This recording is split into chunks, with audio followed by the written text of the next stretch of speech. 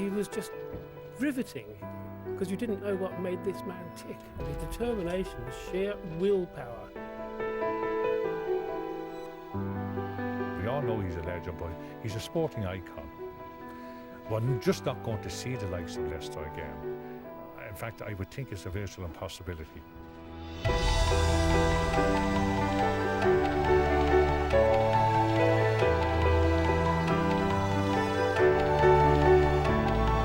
Leicester, I'm like a child in a sweet shop walking around here looking at all this memorabilia. It's absolutely fantastic to see here today. Yeah, it's terrific. I made a great job here, and I hope everybody enjoys it. You know.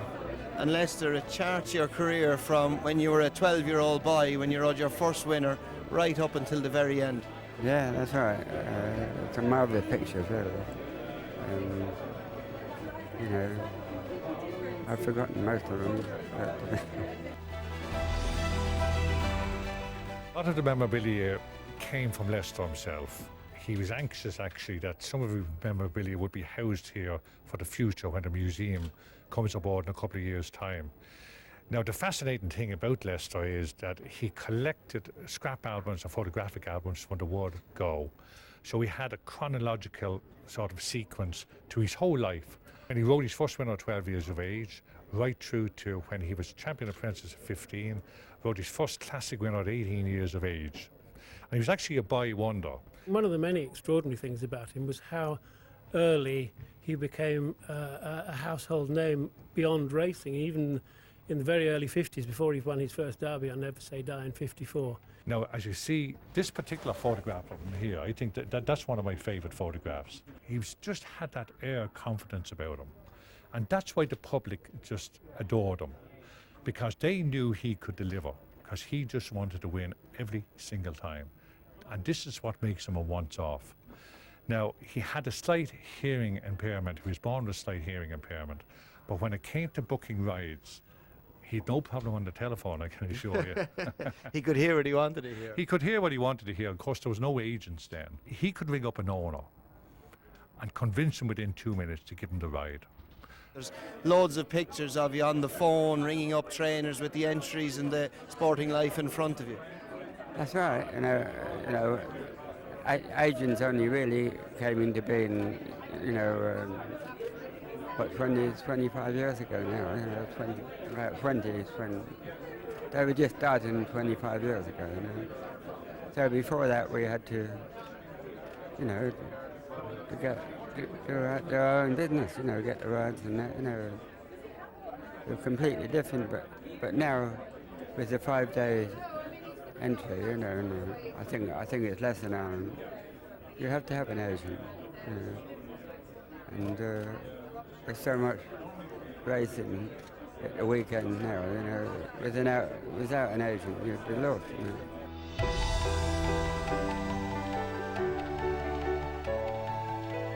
Well, all these black and white photographs that you see here, they're actually Leicester's own personal photographs. And what he did was, he actually signed the race, he signed the photograph of where the race meeting was and who he was riding against. And he did this for most of his childhood and into his adult life. What amazes me is, if you see this particular one here, when he went riding over hurdles, no skull cap, and he's riding very, very long. In fact, he rode 20 winners over hurdles out of 59 mounts.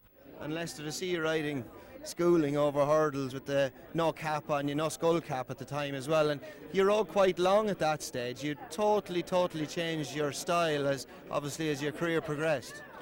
Yeah, that's right. You know, where we all did. You know, it was everybody began to ride shorter then. You know, and as time went by, you know, they've been getting shorter and shorter. That picture is remarkable, and for me, it's almost my favourite picture in the exhibition. We see him 1949. He was 13 there. The composure, being at one with the horse, is just stunning, really, for a 13-year-old boy. And I love that picture. And you, as Nick said, you get this sort of cherubic Leicester before he became this slightly more weather-beaten man. For a jockey back in those days, he was actually quite tall, wasn't he? He was, yes. And most jockeys then were tiny. And this, of course, meant that he had to, very early on, have a strict regime of eating very, very, very sparingly. As was often said of him, that his diet was a glass of champagne and a cigar. And Nick, there's one of the famous cigar in Leicester's mouth in Yes. the sporting life. Well, of course, if we do without food for a day, we're complaining about it for a month. So this man did it for most of his adult life. And 3 cigars, 4 cigars a day, and champagne. And that's what Leicester lived on.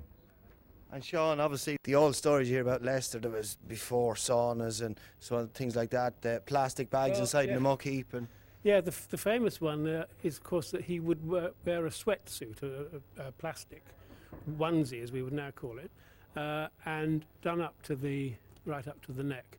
He would then drive to the races. He had one of these big old Austin Cambridge type cars, posh but big, with the heat, even in the height of summer, with the heat turned up full so that he would sweat all the way. And people complained, of course, if they were a passenger going with Leicester, if they'd scrounged a lift off him, not an easy thing to do, scrounge a lift off him, they would be a great pool of water by the time they got there. But he was famous for that. Again, it's the rigid self-discipline. if we just picture this one, Petite Etoile, what a filly she was.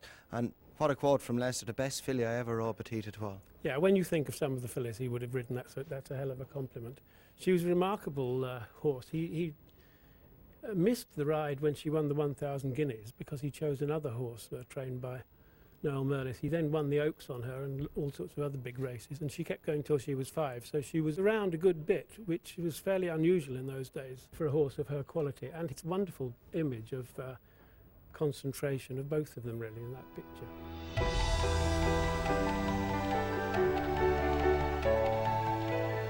Of course, we have here, this is the first classic winner for the Queen. And Curragh back in the late 50s. And he rode quite a bit for the Queen over the years. But that's a magnificent shot of him there, just coming back in after winning. It's the real Leicester, you know, the confidence, the determination. And of course, we go on here then, and we have his 2 other Derby winners, which are Capello and St. Paddy, and they were for the famous Victor Sassoon, who was the Robert Sangster of his day. And Leicester, of course, was only in his early 20s when he rode these winners. Now, his first winner was Never Say Die at 18. But his association began with Vincent O'Brien. People think it was actually back in the late 70s, but it wasn't. It was actually back in 1958. And he rode Gladness, that great filly. She won the Ascot Gold Cup for Leicester and Vincent, and of course the Goodwood Cup, and then went on to win the Eva. And Leicester, 11 times champion jockey, I think 46 Irish and English classics. You rode for all the greats, great owners, great trainers. You rode with all the greatest jockeys of different generations. But Vincent O'Brien and yourself, you were one of the most well-known partnership in sport, full stop. Well, here in Ireland, yes, because he was so good, you know. Many great trainers, you know, but he stood on the top of them. You know.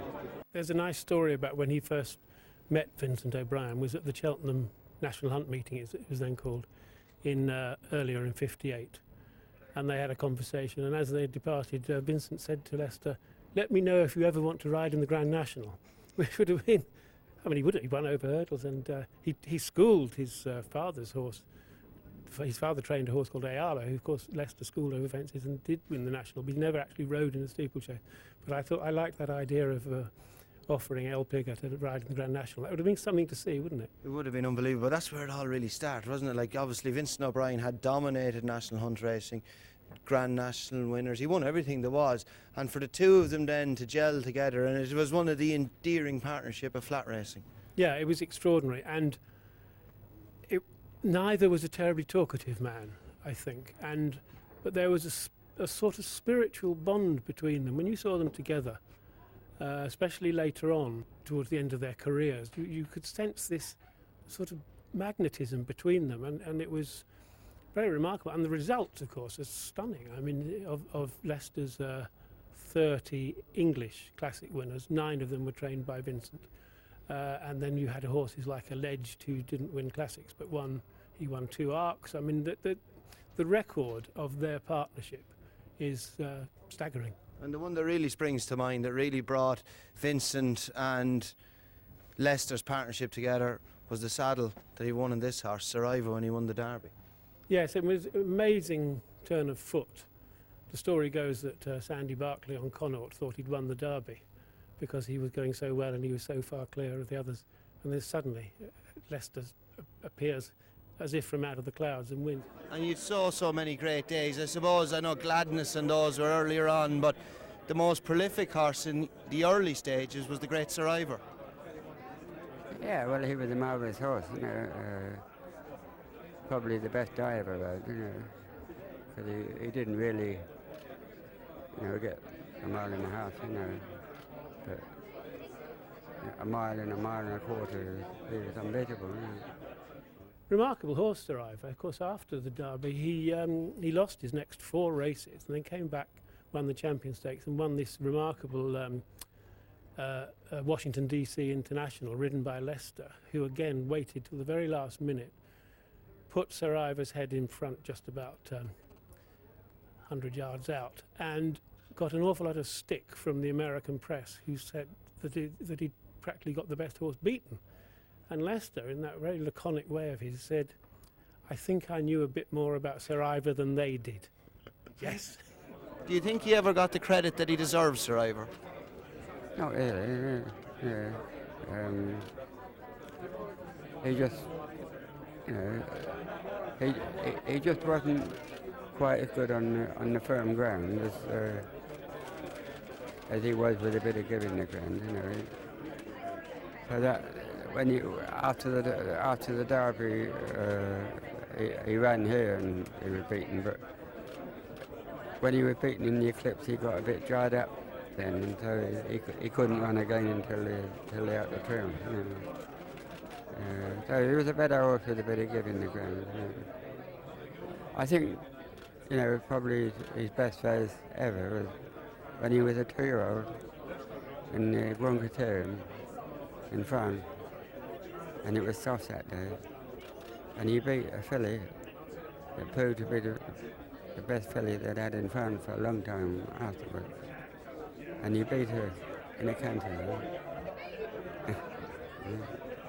So then we knew he was something else. Vincent didn't lead many of his big winners back into the parade ring, but there's a picture here of Vincent leading you back in on College Chapel into the winner's enclosure in Ryle Ascot. That must have been a special day.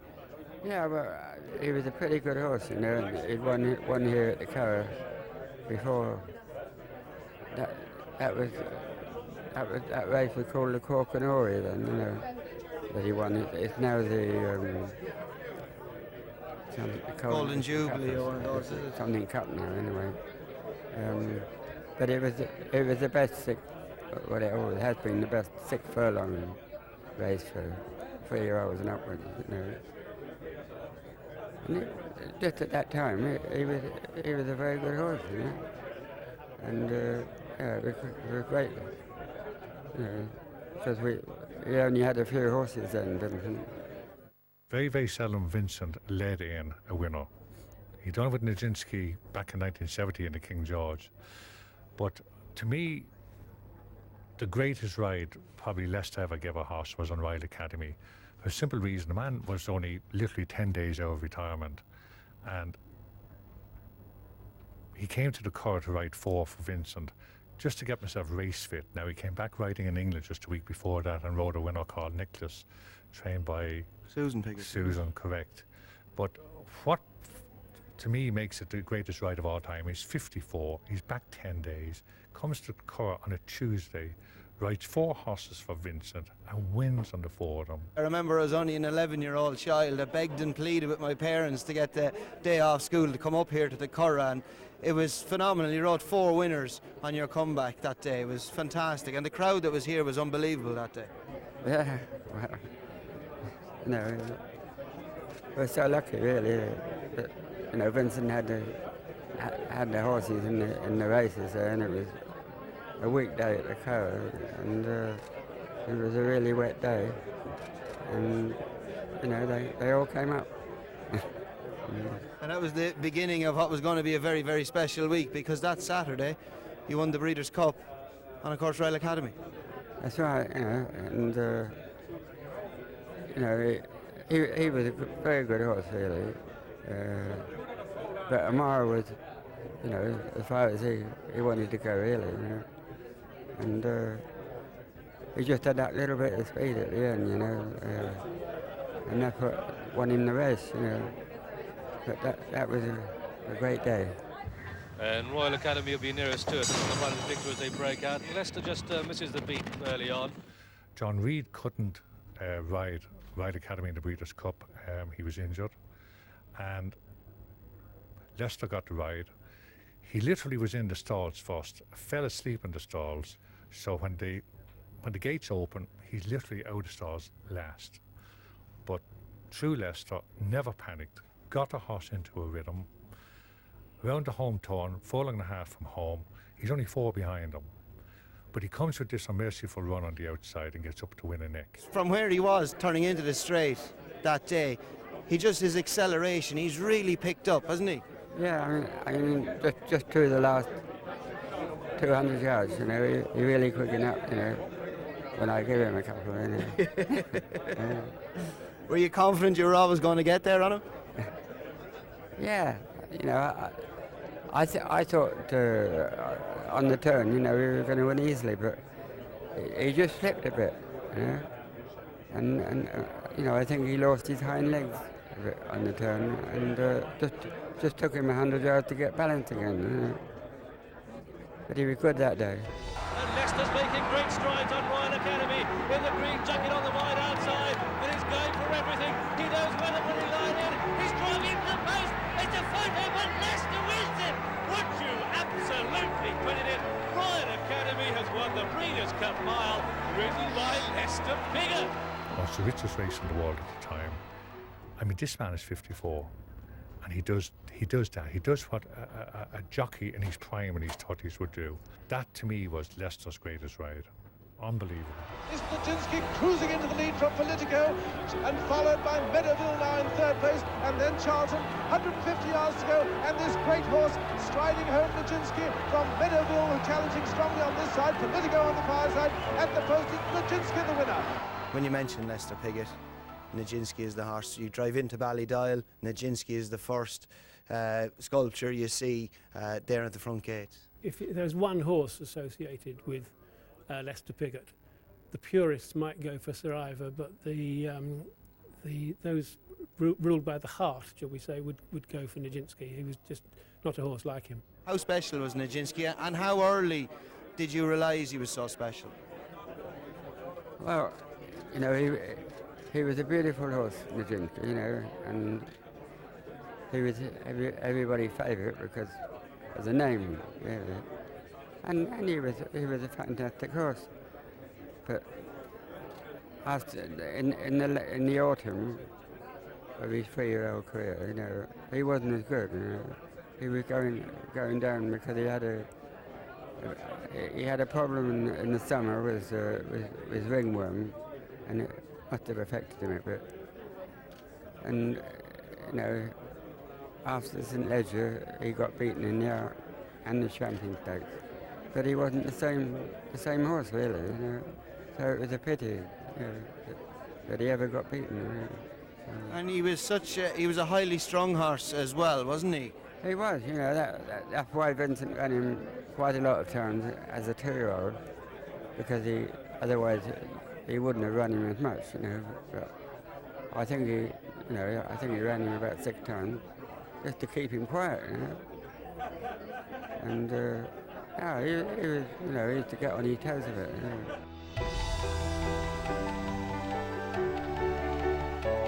And some great pictures here as well.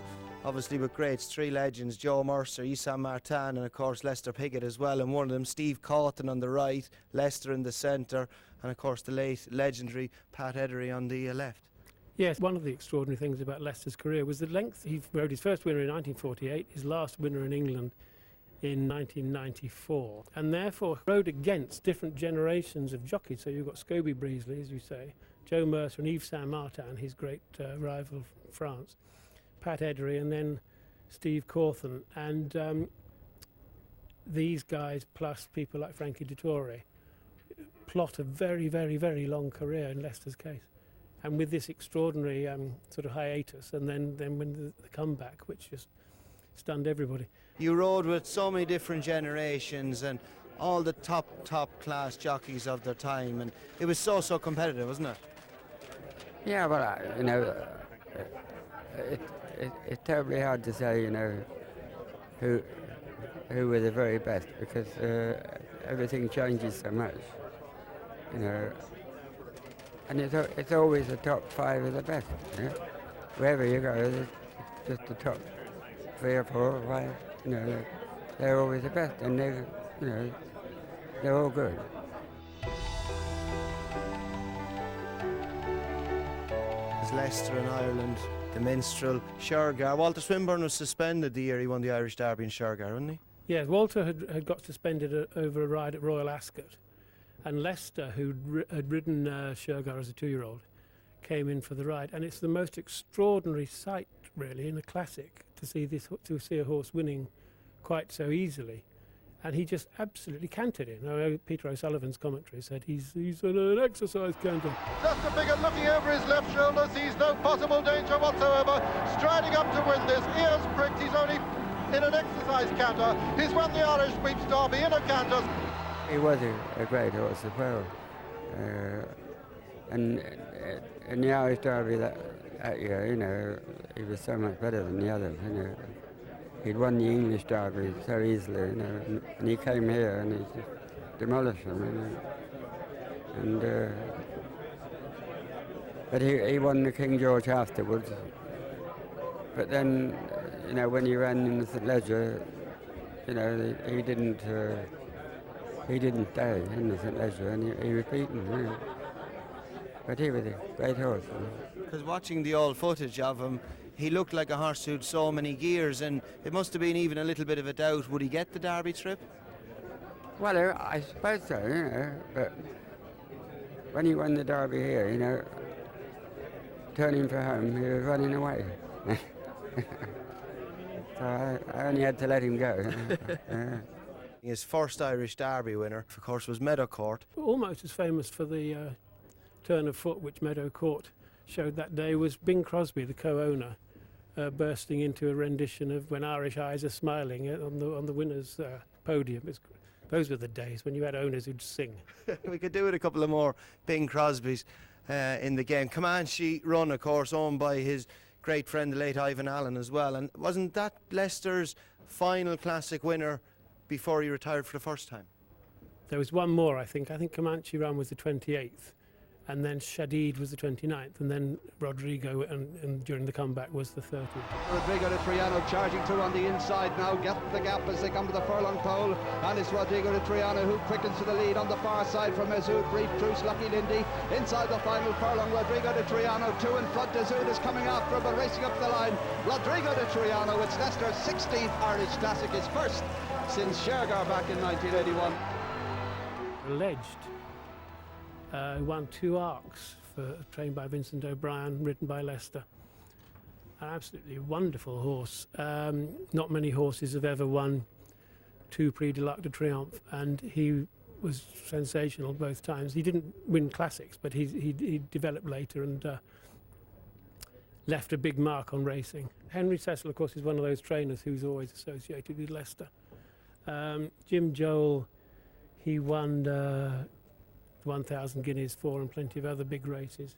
Wonderful man. And I think Leicester respected people like Jim Joel very much indeed. He was absolutely steeped in the history of the flat racing and indeed jumping, of course. He won the Grand National, Jim Joel. Leicester, he looks very content there in his retirement for the first time. He went training for 5 years. Of course, we have his Royal Ascot winner there. Cutting Blade. Cutting Blade. Won the Coventry Stakes, ridden by Kashaz Musan there. Yeah, it's not bad having a Royal Ascot winner in your first year's training. And Leicester, it must bring back so many memories walking around the exhibition today. You must be so proud of what you achieved. Yeah, well, you know, I was so lucky really to have ridden those great horses, you know. And they were some of the best horses over that time. It's the way he does it. Royal Academy is a wonderful horse, but really this is a sight you never ever believe. Lester Piggott at 54, nearly 55, driving forward, and as always, you know he's going to win. Somehow, you just know he's going to do it. It is simple, genius. I never thought I'd see it.